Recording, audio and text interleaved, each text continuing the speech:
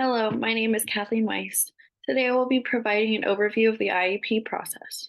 First and foremost, IEP stands for Individualized Education Plan. The purpose of an IEP is to outline the special education instruction supports and services that will be provided to a student with disabilities. First, I will be discussing important terms to know regarding the IEP process. The first step of the IEP process is referral. A student is referred for a formal assessment to determine whether the student is eligible for special education services. A referral request is usually submitted by school staff, such as the general education teacher or the student's caregiver or parent. Upon referral, the student's guardian must provide written informed consent for the evaluation. Next is the evaluation. After a student is referred, there will be a formal assessment completed. The initial individualized assessment of the student is completed in all domains of concern, including academic and functional performance.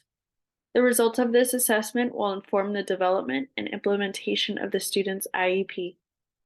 The next step is eligibility determination. Eligibility determinations occur following the student's initial evaluation. Based on the data collected by the evaluation assessment, team members will determine whether the student is eligible to receive special education services. Team members will utilize the assessment data to answer two questions. The first question being, does the student have a disability? And two, does the disability impact the student's academic and/or functional performance to an extent that special education services are required? The student is determined eligible for receiving special education services if the answer to both questions is yes. Once the student has determined eligibility for special education services, the student's team members will design and implement the Individualized Education Program or IEP. Now we'll discuss the components of the IEP. These include the student's academic and functional needs, the annual goals that are measurable, obtainable, and meaningful, the additional related services the student will be provided, the professionals that will provide these related services, as well as the frequency and duration of the related services. It will also include the setting in which related services will be provided. This can also be referred to as placement. It will also include how and when the student will be monitored for progress and additional needs, and how in the durations or amount staff members will communicate with the families of students regarding the student's progress and needs. Now we will move on to discuss the responsibility of parents and teachers in the IEP process. It is important to note that the IDEA ensures that parents are actively involved throughout their child's special education process in the IEP process. With regard to the steps previously discussed, the responsibilities of the parent are as follows. In the referral process, guardians may complete a special education referral for their child. Additionally, parents must provide informed consent prior to a student's assessment. In the evaluation step, parents possess the right to request an evaluation of their student, otherwise known as referral. The parents will also provide school personnel with their concerns regarding their child's development, learning, and functioning. The child will then be assessed in all areas of concerns provided by the parents.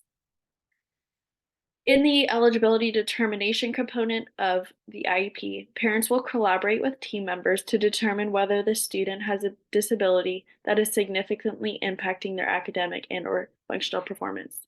Moreover, they must agree with staff and school personnel as to the determination that was made. In the IEP development, parents are viewed as equal team members when designing the student's IEP. So parents' opinions, concerns, suggestions, insights are all encouraged and respected and utilized when designing and adapting the IEP. In the IEP implementation component, parents must provide informed consent prior to the IEP's approval and implementation. Parents must also be continuously informed of the progress their child's making towards their annual goals and also any changes or adjustments that are made. In the annual review, which happens every year, similar to the IEP development, parents are equal participants in the collaborative process of modifying or adapting the IEP to best meet the student's needs. Overall, it is critical that the parents and families of students with disabilities are participating and engaged in the special education process. Parents play an important role in monitoring student progress, sharing concerns, observations, and opinions, providing suggestions, and modifying their child's IEP to most effectively meet their child's needs. Teachers and families must also create and maintain an open line of communication with one another. Examples of this include phone calls, emails, volunteering in the classroom, notes sent home, sending home student work, and classroom websites such as Class Dojo. The purpose of this communication is to answer any questions, address concerns, discuss information about student progress, share stories of successes and challenges, and discuss potential strategies for home and for the classroom.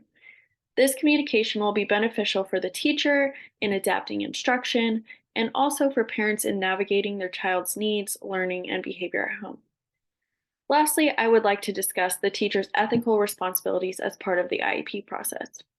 It is the teacher's responsibility to maintain challenging expectations for individuals with disabilities and to develop the highest possible learning outcomes and quality of life potential in ways that respect their culture, language, and background.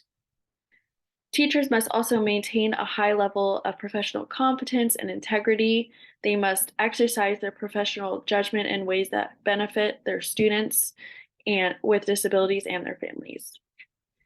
It is the teacher's responsibility to create and promote meaningful and inclusive participation of individuals with disabilities in school. Teachers must utilize research-based practices in order to best meet the needs of their students.